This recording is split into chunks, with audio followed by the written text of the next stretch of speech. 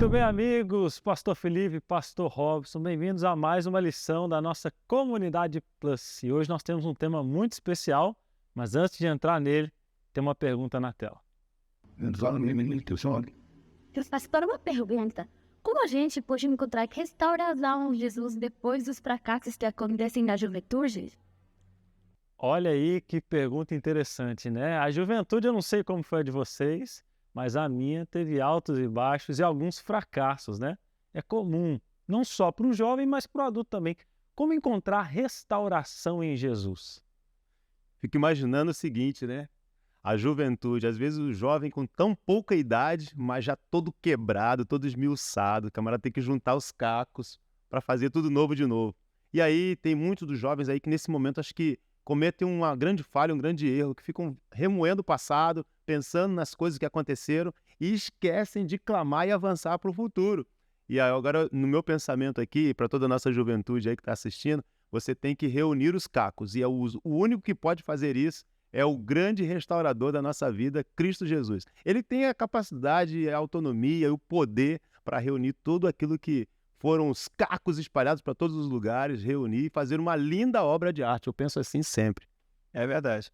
Uma coisa que eu acho interessante, Gustavão, é que o livro de Levítico ele trabalha muito com a ideia de restauração, embora não pareça assim à primeira vista para a gente. Hoje é muito comum as pessoas falarem: você tem que ficar do jeito que você é, eu quero ser a mesma pessoa, né? Tem que me aceitar do jeito que eu sou. Só que nós esquecemos uma coisa: essa fala ela tem um engano embutido. Ninguém permanece como é.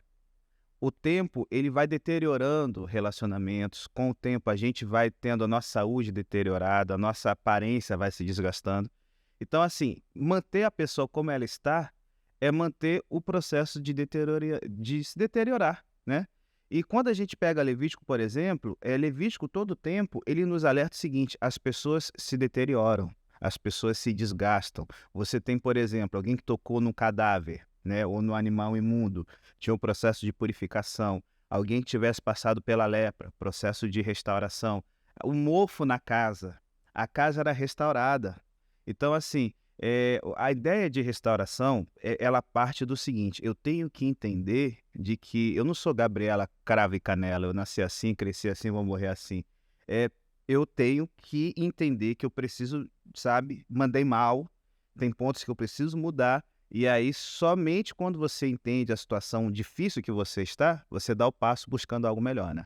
E é legal que vocês estão falando uma coisa muito interessante. Tem gente que é difícil de reconhecer que precisa dessa restauração, está quebrado, como você falou, Pastor Robson, mas acha que está tudo bem. Mas a gente também tem outro tipo de jovem, e esse também me preocupa muito, que é aquele jovem que falhou e ele acha que não tem solução para ele. A gente encontra muitos jovens na igreja que se quebraram por conta do pecado e alguns até abandonam a fé porque falam assim: eu sou um hipócrita se eu continuar na igreja, porque eu falhei, eu decepcionei, não tem solução para mim. E aí a gente tem esses dois extremos, né? Aqueles que acham que não precisam e aqueles que acham que não tem solução. Como conciliar isso? Que conselho vocês dariam para um jovem assim? Olha, para quem está pensando que não tem jeito, esse é um dos grandes erros da juventude, poderíamos dizer também da humanidade. A gente achar que não tem nada para contribuir, que não tem nada para fazer. Sempre temos que dar o primeiro passo. Então aí a gente tem que pensar assim: deu tudo errado, mas está na hora de voltar. O pastor Felipe aqui lembrou bem o livro de Levítico, quando o povo, né, de Israel era convidado para poder ter esse momento de restauração, de expiação, de lembrar que o Messias viria, então ele iria ser a oferta perfeita pelos pecados de todo mundo, toda a raça humana. E isso acontecia num momento solene. Então, para esses que estão presos ao passado, mas que precisam dar o passo para o futuro, para ter essa restauração, tem que lembrar que tem que marcar um dia dessa expiação. Quando é que vai acontecer? Acontecia uma vez por ano, o sumo sacerdote entrava lá, fazia expiação. Então, a gente precisa contar e lembrar que o sangue perfeito de Cristo, ele já foi derramado na cruz, e esse é o crédito que a gente tem. Todas as vezes que a gente comete algo que pensamos assim: isso nos distanciou de Deus, está na hora de marcar para o encontro solene, lembrar que o sangue já foi derramado na cruz por cada um de nós e aceitar, né, aceitar pela fé de que nós estamos novamente limpos, restaurados, transformados, um novo vaso para continuar em frente. E aí, esse é o ápice, né? O sangue de Jesus. Só que muitas vezes a gente não valoriza esse sangue porque a gente tá, sabe, cego para a nossa realidade. Uma coisa que é interessante em Levítico, a pessoa era retirada da congregação quando o pecado a contaminava, ou quando um ritual ela ficava impura e tal. Então, assim, muitas vezes tem muita gente que é aquele crente Raimundo, um pé na igreja, outro no mundo. Então, ele tá sujo, ele tá deteriorado, mas não, eu tô aqui com um pezinho, então ainda tá tudo bem. Levítico sempre falava, não, pera aí, cara, você rompeu, porque o que faz a gente ser comunidade é a fé. Então, se você caiu na fé, você tem que se restaurar de novo. E aí eu acho que tem um processo legal, a pessoa ir até o sacerdote. Todos os processos de restauração, tem uma balela por aí que a igreja sou eu. Eu não sou a igreja, você não é a igreja. A igreja é quando nós estamos juntos.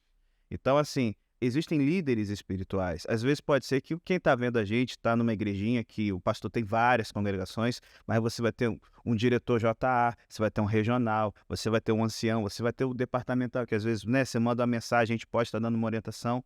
Então, assim, pô, cara, qual é o seu mentor espiritual? É a Anitta? Pô, aí você vai na boca do lobo, né, amigo? Então, assim, percebeu que tá ruim, eu acho o seguinte, foi rompido o relacionamento, eu vou até alguém que possa me ajudar a ser uma ponte. Cristo é a ponte?